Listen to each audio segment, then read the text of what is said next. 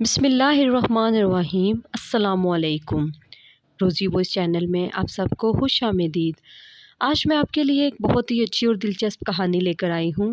کہانی شروع کرنے سے پہلے آپ سب سے گزارش ہے کہ آپ نے اگر ابھی تک میرے چینل کو سبسکرائب نہیں کیا تو اس کو سبسکرائب کیجیے اور ساتھ جو بیل آئیکن ہے اس کو کلک کیجیے تاکہ ہر نئی آنے والی ویڈیو آپ تک آسانی سے پہنچ سکے۔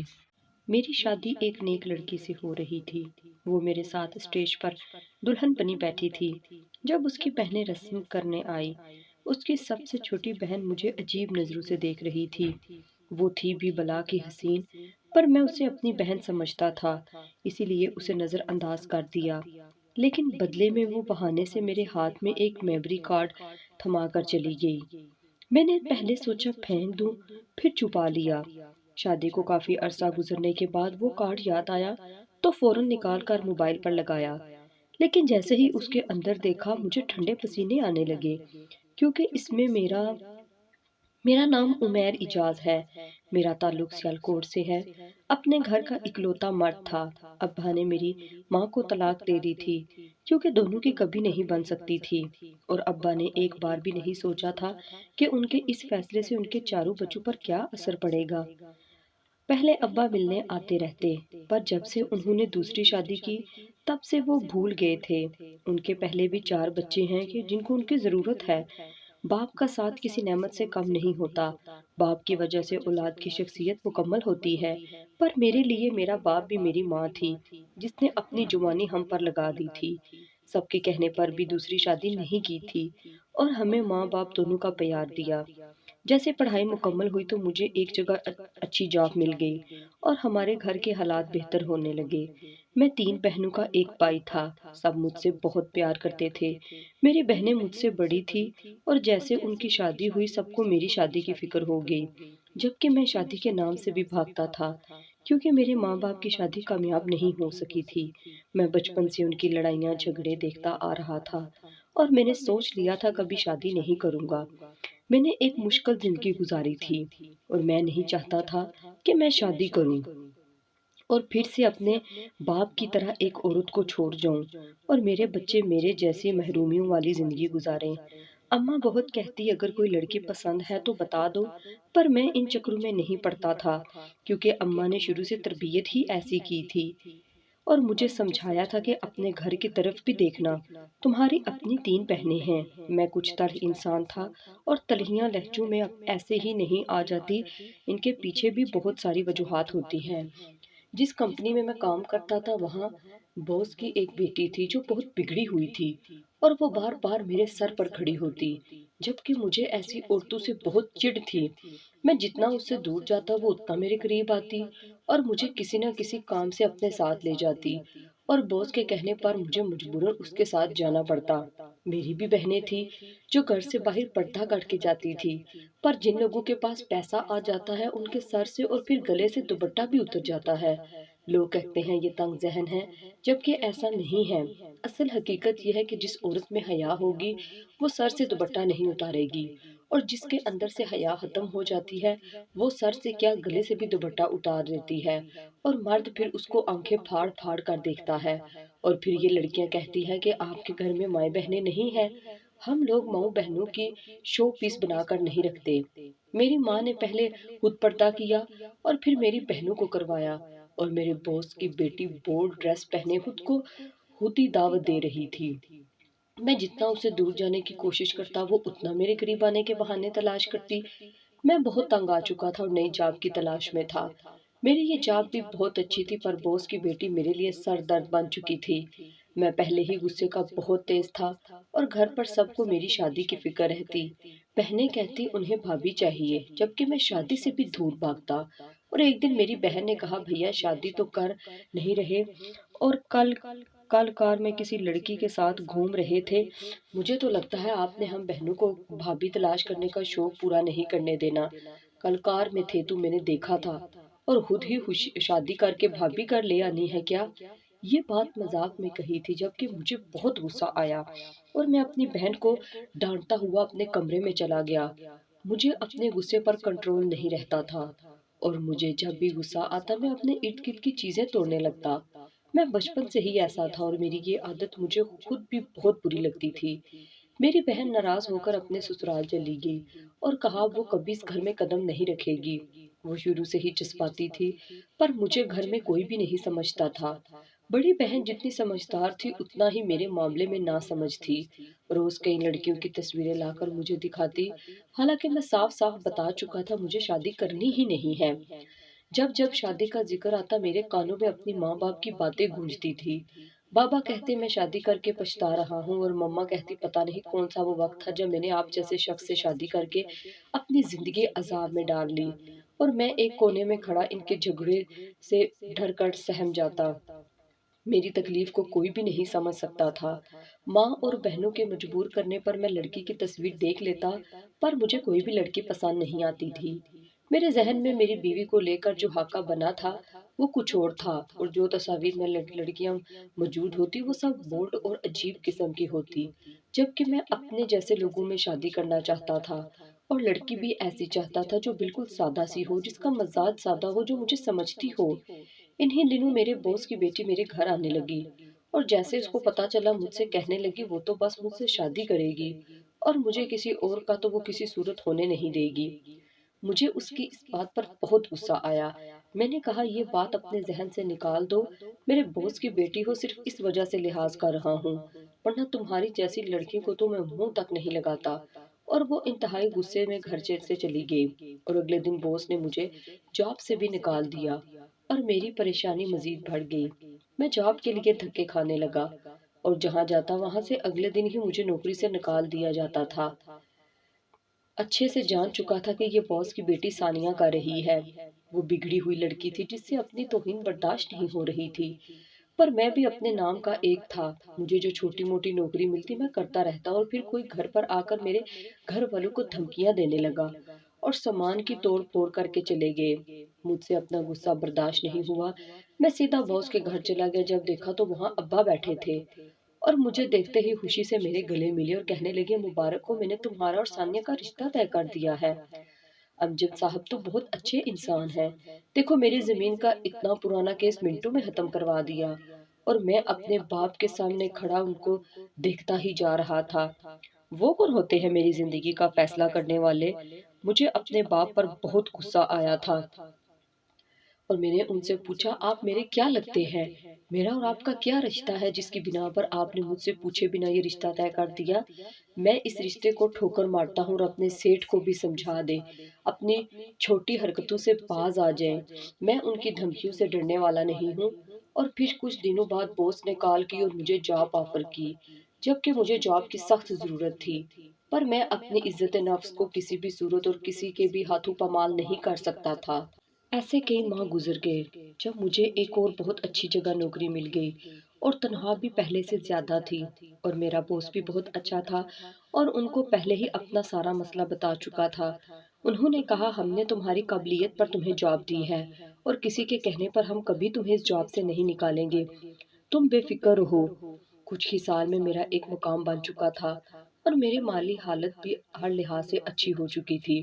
جب ایک دن روتے ہوئے باس کی بیٹی ثانیہ مجھ سے معافی مانگنے آئی، میں پہلے بھی اسے کئی لڑکوں کے ساتھ گھومتے پھرتے دیکھ چکا تھا، اس کے کافی افیئرز بھی رہ چکے تھے، لیکن امیر کبیر باپ کی بھی اپنی بیٹی کی کوئی پرواہ نہیں تھی، وہ تو بس پیسہ کمانے میں مصروف تھا۔ اور جب ثانیہ مجھ سے معافی مانگنے آئی تو وہ بہت بدلی ہوئی تھی، اور مجھ سے معافی مانگی، اور میں نے اسے معاف کر دیا، اور اس نے کہا میری ماں بیمار ہے اور بابا نے بھی ہمیں گھر سے نکال دیا ہے۔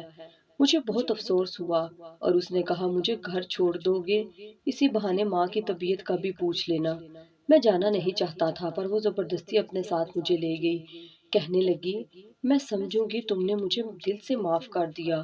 اور جب وہاں گیا تو اس نے کہا مما کو بولو بلا کر لاتی ہوں، تم بیٹھو۔ عجیب سا ماحول تھا وہاں کا، اور پھر اس نے مجھے جوس دیا جس کو پیتے ہی مجھے کچھ ہوش نہ رہا، اور جب صبح آنکھ کھلی تو وہاں کوئی نہ تھا، اور پولیس مجھے ایک لڑکی کے ساتھ زبردستی کرنے پر پکڑ کر لے گئے۔ یہ سب اتنا اچانک ہوا تھا کہ مجھے کچھ سمجھ ہی نہیں آئی تھی۔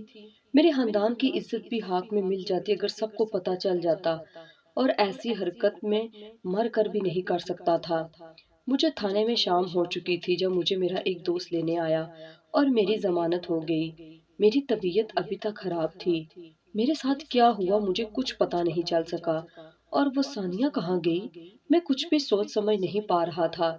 جب ڈاکٹر نے مجھے بہت زیادہ مقدار میں نشہ بتایا کہ تمہیں بہت زیادہ مقدار میں نشہ دیا گیا ہے جس نے میرے پورے جسم پر اثر کیا ہوا ہے، پھر مجھے سمجھ آیا وہ معافی وہ سب ناٹک تھا۔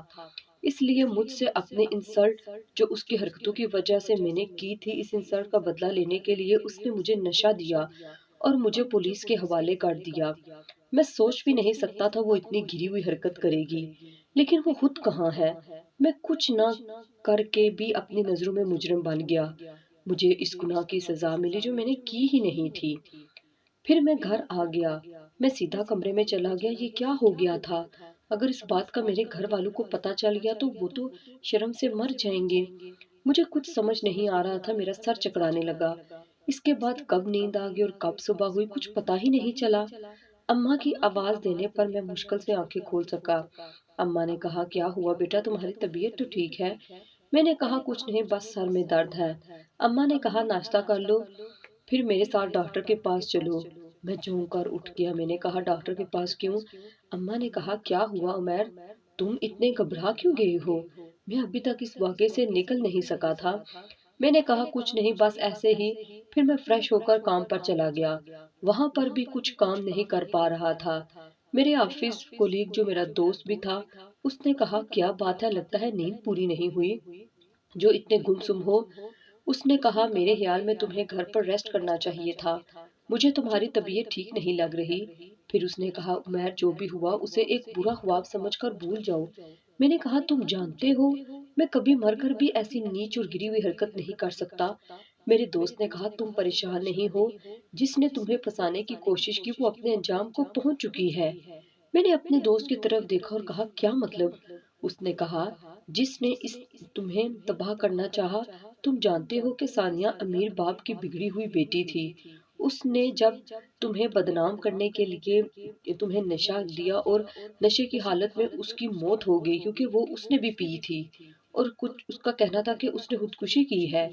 میں نے کہا اس نے ایسا کیوں کیا؟ جب مجھ سے بدلہ لے لیا تو اس نے خودکشی کیوں کرنی تھی؟ میری دوست نے کہا سچ کیا ہے اس کا تمہیں پتہ چل جائے گا۔ مجھ سے آفس میں رکنا محال ہو گیا تھا۔ میں فوراً وہاں سے نکل آیا، رات کافی ہو چکی تھی۔ سارا دن میں ایسے ہی پھرتا رہا، بے مقصد چلتا رہا۔ سڑک کے کنارے پھر ایک بینچ پر بیٹھ گیا۔ میں نے کیا کیا تھا؟ کچھ نہیں۔ پھر بھی یہ بات کہ کوئی عورت اتنے کیسے گر سکتی ہے؟ ثانیہ نے اپنی عزت خود اپنے ہاتھوں سے تباہ کی۔ میرا تو کوئی قصور نہیں تھا، میں تو بلا وجہ اس کی سازش کا حصہ بن گیا۔ اس نے بدلہ لینا تھا تو مجھے کسی گاڑی کے آگے کھڑا کر دیتی، مجھے چلتی گاڑی سے پھینک دیتی، لیکن اتنا گھٹیا الزام میں کیسے جی سکوں گا؟ میں کیسے اس گناہ کو ساتھ لے کر؟ میرے دوست نے مجھے کال کی، کہاں ہو؟ ابھی تک گھر نہیں گئے؟ تمہارے گھر والے پریشان ہو رہے ہیں۔ میں نے کہا جی چاہتا ہے راہ چلتی ہوئی گاڑی کے آگے آ جاؤں۔ اس گھٹیا عورت نے جو کچھ کیا اس میں میرا کیا قصور تھا؟ میرے دوست نے کہا کہ تم اپنی لوکیشن سینڈ کرو، میں تمہارے پاس آ رہا ہوں۔ پھر کچھ دیر تک میرا دوست آ گیا۔ مجھے اس طرح دیکھ کر اس نے کہا جس نے سب کچھ کیا وہ اپنے کیے کی سزا بھگت چکی ہے، اس دنیا میں بھی اسے چین سے جینا نصیب نہیں ہوا اور آگے بھی اس کا ٹھکانہ جہنم ہے۔ میرے دوست نے کہا تم ایک باکردار انسان ہو، تم نے کچھ نہیں کیا، تم ذرا سوچو جو گناہ تم نے کیا ہی نہیں اس کی سزا تم کیوں بھگتو؟ میرے دوست نے کہا ان سب کو بھول کر آگے بڑھو، تمہارے گھر والوں کا تمہارے سوا کون ہے؟ اتنا سوچو، اس بات کو بھول جاؤ اور ایک نئی زندگی کا آغاز کرو۔ پھر میرا دوست مجھے گھر چھوڑ کر چلا گیا۔ صحیح کہتے ہیں اچھے اور مخلص دوست کا ہونا آپ کی خوش قسمتی کی علامت ہے۔ میرے دوست کی باتوں نے مجھے بہت ڈھارس دی تھی۔ کچھ ماہ گزرے، میں ایک دن کسی کام سے مال گیا تو وہاں ایک لڑکی سے ٹکرا گیا۔ وہ عبایا پہنے ہوئے تھی، اس نے حجاب اوڑھ رکھا تھا۔ میں نے فوراً معافی مانگی کہ میری غلطی ہے، میں نہ جانے کس سوچ میں تھا۔ آگے دیکھا ہی نہیں، اس لڑکی نے کچھ نہیں کہا اور چلی گئی، لیکن وہ میرے دل میں ایسی بسی کہ ہر لمحہ میری آنکھوں کے سامنے اس کی تصویر رہتی۔ اس کے چہرے پر ایک سکون سا تھا، وہ حیا سے جھکی ہوئی نظریں، وہ باحیات چہرہ مجھے ہر پل یاد آتا تھا۔ اس کی سوچ میں گم ہو جاتا تھا۔ مجھے تو کوئی لڑکی کبھی اچھی نہیں لگی تھی، یہ وہ پہلی لڑکی تھی جسے دیکھ کر میرے دل نے کہا یہی ہے وہ جس کی میرے دل کو تلاش تھی۔ ایک دن میرے باس نے مجھے اپنے آفس میں بلایا اور کہا میں تمہارے گھر والوں سے ملنا چاہتا ہوں۔ میں نے کہا سر یوں اچانک، خیریت تو ہے؟ وہ مسکرانے لگے اور کہا برخوردار بالکل خیریت ہے، کیا میں اپنی فیملی کے ساتھ تمہارے گھر نہیں آ سکتا؟ میں نے کہا سر بالکل آئیں، آپ کا اپنا گھر ہے۔ اس کے بعد میرے باس ہمارے گھر آئے اور اپنی بھانجی کے رشتے کی بات اماں سے کی۔ میں حیران تھا کہ باس یوں اچانک رشتے کی بات کیوں کر رہے ہیں۔ پھر اماں نے میرے باس اور ان کی بیوی سے کہا میں تو کب سے تیار بیٹھی ہوں اپنے بیٹے کے سر پر صحرا سجانے کے لیے، لیکن یہ ہے کہ مانتا ہی نہیں، کہتا ہے مجھے شادی کرنی ہی نہیں۔ آپ اس سے بات کریں، شاید آپ کی بات مان لے۔ میں انکار کرنا چاہتا تھا کیونکہ میں نے جس سے شادی کا فیصلہ کیا تھا وہ تو کوئی اور ہے، کیسے ان کو ہاں کر دوں؟ پھر میرے باس نے کہا کیوں عمیر، کیا میرے کہنے پر بھی شادی نہیں کرو گے؟ مجھے کچھ سمجھ نہیں آئی۔ میں نے کہا جی سر، جیسے آپ سب کو صحیح لگے۔ پھر میری شادی کی تاریخ رکھ دی گئی۔ میں کچھ افسردہ سا تھا کہ پتہ نہیں باس کی بھانجی کیسی ہو۔ میں پھر سے اس مال والی لڑکی کے بارے میں سوچنے لگا۔ جب میری بہن کمرے میں آئی اس نے کہا بھائی آخرکار آپ مان ہی گئے شادی کے لیے۔ میں نے کہا میرا موڈ پہلے ہی بہت خراب ہے، چلی جاؤ۔ اس نے کہا بھائی ایسے کیسے چلی جاؤ، یہ دیکھیں میں آپ کے لیے کیا لائی ہوں۔ میں نے اس کے ہاتھ کی طرف دیکھا تو اس کے ہاتھ میں ایک تصویر تھی۔ اب یہ کیا ہے؟ میں نے کہا۔ میری بہن نے کہا آپ کی ہونے والی بیوی کی تصویر ہے۔ میں نے کہا لے جاؤ، میں نے نہیں دیکھنی تصویر۔ میری بہن نے کہا سوچ لے بھائی، یہ نہ ہو بعد میں آپ کو پچھتانا پڑے، ابھی وقت ہے دیکھ لے، مجھے تو کچھ خاص اچھی نہیں لگی۔ میری بہن نے ناک چڑھاتے ہوئے تصویر میرے آگے کر دی۔ میں نے دیکھا تو دیکھتا ہی رہ گیا۔ وہ تصویر تو اسی لڑکی کی تھی جسے میں نے مال میں دیکھا تھا اور دل ہی دل میں اسے پسند کرنے لگا تھا۔ میری دلی تمنا اتنی آسانی سے پوری ہو جائے گی میں نے سوچا بھی نہیں تھا۔ میں نے تصویر پکڑ لی اور خوشی سے اٹھ کھڑا ہوا۔ میری بہن نے کہا دیکھو تصویر، دیکھتے ہی کیسے آپ کی آنکھوں میں چمک آ گئی۔ میں نے کہا ہاں واقعی لڑکی تو بہت پیاری ہے۔ میری بہن نے کہا اچھا جی، پہلے تو تصویر دیکھنا بھی گوارا نہیں تھا اور اب؟ میں نے کہا چلو بھاگو۔ وہ چلی گئی۔ میں بہت خوش تھا، میری شادی ایک نیک لڑکی سے ہو رہی تھی۔ وہ میرے ساتھ اسٹیج پر دلہن بنی بیٹھی تھی جب اس کی بہنیں رسم کرنے آئی تھی۔ اس کی سب سے چھوٹی بہن مجھے عجیب نظروں سے دیکھ رہی تھی۔ وہ تھی بھی بلا کی حسین، پر میں اسے اپنی بہن سمجھتا تھا، اسی لیے اسے نظر انداز کر دیا۔ لیکن بدلے میں وہ بہانے سے میرے ہاتھ میں ایک میموری کارڈ رکھ گئی۔ میں نے پہلے سوچا پھینک دوں، پھر چھپا لیا۔ شادی کو کافی عرصہ گزرنے کے بعد وہ کارڈ یاد آیا تو فوراً نکال کر موبائل پر لگایا، لیکن جیسے ہی اس کے اندر دیکھا تو مجھے ٹھنڈے پسینے آنے لگے، کیونکہ اس میں میری اور ثانیہ کی وہ ویڈیوز تھی جس بات کو میں اتنی مشکل سے بھولا تھا۔ آج اتنے عرصے بعد وہی سب پھر سے میرے سامنے تصویر اور ویڈیو کی شکل میں موجود تھا، لیکن یہ سب میری سالی تک کیسے پہنچا؟ میں ابھی سوچ ہی رہا تھا جب میری بیوی کی بہن جو میری سالی تھی اس کی کال آ گئی۔ اس نے کہا اگر مجھے پتا ہوتا آپ اتنے گرے ہوئے شخص ہیں تو کبھی بھی آپ سے اپنی بہن کا رشتہ نہ ہونے دیتی، لیکن جب تک مجھے یہ سب پتا چلا تب تک آپ میری بہن سے نکاح کر چکے تھے، اس لیے مجبوراً مجھے خاموش رہنا پڑا۔ پھر اس نے کہا دلہا بھائی صاحب آپ حیران ہوں گے نا کہ میں کیسے جانتی ہوں، تو اس کا جواب میں آپ کو آپ کے گھر آ کر دوں گی۔ میں بہت پریشان تھا کہ جس بات کو میں نے اپنے گھر والوں سے بھی چھپایا ہے وہ آج سب کے سامنے آ جائے گی۔ میں بہت پریشان تھا، وہ ویڈیو کب بنی، کس نے بنائی؟ مجھے اپنی زندگی کی سب سے بڑی بھول تھی جو اس دن ثانیہ کا اعتبار کر لیا۔ میری بیوی کمرے میں آئی، اس نے مجھے پریشان دیکھا تو کہا کیا ہوا، کوئی بات ہوئی ہے؟ میرے ہاتھ میں موبائل دے کر اس نے کہا کسی کی کال آئی تھی۔ میں نے کہا تمہاری بہن کی کال آئی تھی، وہ مجھ سے کچھ بات کرنے آ رہی ہے، اور کچھ دیر میں میری سالی میرے سامنے موجود تھی۔ میری سالی نے پہلے اپنی بہن کی طرف دیکھا، پھر مجھے دیکھ کر بولی آپ بھی جانتی ہیں آپ کے شوہر نامدار کتنے بڑے فراڈ ہیں، آپ سے شادی سے پہلے کیا کیا گل کھلائے ہیں انہوں نے۔ میں خاموش تھا۔ میری سالی نے کہا یہ تصویریں اور ویڈیوز یہ سب ثبوت ہیں ان کے کردار کے، اب میں انہیں نہیں چھوڑوں گی اور انہیں اب بھی پولیس کے حوالے کرتی ہوں۔ میری سالی پولیس کا نمبر ڈائل کرنے لگی جب میری بیوی نے اس کے ہاتھ سے موبائل چھین لیا اور کہا بس کرو، تم ایک بہن ہو کر اپنی بہن کا گھر پر بات کرنے لگی ہو۔ میری سالی نے کہا آپی آپ سب جانتے ہوئے بھی اس درندے کے ساتھ رہے ہیں۔ میری بیوی نے اسے تھپڑ مارا اور بازو سے پکڑ کر میرے سامنے کھڑا کر دیا اور کہا دیکھو اس شخص کو، کیا تمہیں لگتا ہے یہ کسی کے آگے اتنا گھناؤنا کام کر سکتے ہیں؟ کیا یہ تمہیں اتنے گرے ہوئے لگتے ہیں؟ میری سالی نے مجھے غصے سے دیکھا اور کہا بیوی ہے آپ تو اپنے شوہر کی سائیڈ لیں گی نا؟ میری بیوی نے کہا تم کیا سمجھتی ہو میں کچھ نہیں جانتی؟ عمیر نے شادی کے پہلے دن ہی مجھے سب بتا دیا تھا اور اس بات کے ثبوت بھی مجھے موجود ہیں۔ میری بیوی نے کہا تم خود بتاؤ تمہاری دوست ثانیہ نے جب عمیر کو نشے والا جوس پلایا تھا اس وقت ویڈیو کون بنا رہا تھا؟ اگر میرا شوہر غلط تھا تو وہ بے ہوش کیوں تھا اور ثانیہ ہوش میں کیوں تھی؟ جب تمہاری دوست بے گناہ تھی تو اس کے پاس یہ تصاویر اور ویڈیوز کہاں سے آئی؟ پھر میری بیوی نے وہ سب ثبوت جو اس دن میرے موبائل میں سیو ہو چکے تھے شاید اسی دن کے لیے تھے کہ میں اپنے کردار کی گواہی دے سکوں۔ اس دن جب ثانیہ نے مجھے جوس دیا تھا اس وقت میں اپنے دوست سے فون پر بات کر رہا تھا اور جوس پی رہا تھا۔ میرے موبائل میں آڈیو کال ریکارڈ کا آپشن ہر وقت آن رہتا تھا، اس وجہ سے اس دن ثانیہ کی ساری باتیں اس میں ریکارڈ ہو چکی تھی۔ وہ کہہ رہی تھی اب تم ہوش میں نہیں ہو، اب تم کہیں بھاگ نہیں سکتے، تم نے میری انسلٹ کی تھی اور تم مجھے ثانیہ احمد اپنی انسلٹ اتنی جلدی بھول جائے گی، یہی تمہاری بھول تھی۔ میں نے تمہیں یہاں لانے کے لیے تم سے معافی مانگنے کا ناٹک کیا تھا تاکہ تمہیں یقین ہو جائے کہ میں سب بھول چکی ہوں، لیکن میں نے تم سے بدلہ لینے کے لیے تمہیں اس قابل نہیں چھوڑوں گی کہ تم کسی سے نظریں ملا سکو۔ میں سب ویڈیوز اور تصاویر کے ذریعے تمہیں تباہ کر دوں گی۔ میری بیوی نے وہ آڈیو میری سالی کو سنائی اور نظریں جھکانے لگی کہ ثانیہ اتنی نیچ اور گھٹیا حرکت کرے گی میں سوچ بھی نہیں سکتی تھی۔ پھر میری سالی نے کہا بھائی مجھے معاف کر دیں، میں اپنی دوست کی وجہ سے پریشان تھی، میں نے اتنا سوچا ہی نہیں کہ وہ تو خود بگڑی ہوئی لڑکی تھی۔ اس کے بعد میری سالی ہم سے معذرت کرتے ہوئے چلی گئی۔ مجھے اپنی بیوی پر فخر تھا، اس نے آج مجھے میری نظروں میں اتنا بلند کر دیا تھا کہ مجھے اپنی قسمت پر ناز ہونے لگا۔ میں نے اپنی بیوی سے کہا میں تمہارے دل کی گہرائیوں سے شکر گزار ہوں، تم نے مجھے سمجھا، مجھے جانا، میرا اعتبار کیا۔ میں بہت خوش قسمت تھا جو مجھے ایک نیک اور اچھی بیوی کا ساتھ ملا۔ اللہ تعالیٰ نے بھی کہا دنیا کی نعمتوں میں سب سے بڑی نعمت نیک بیوی کا ہونا ہے۔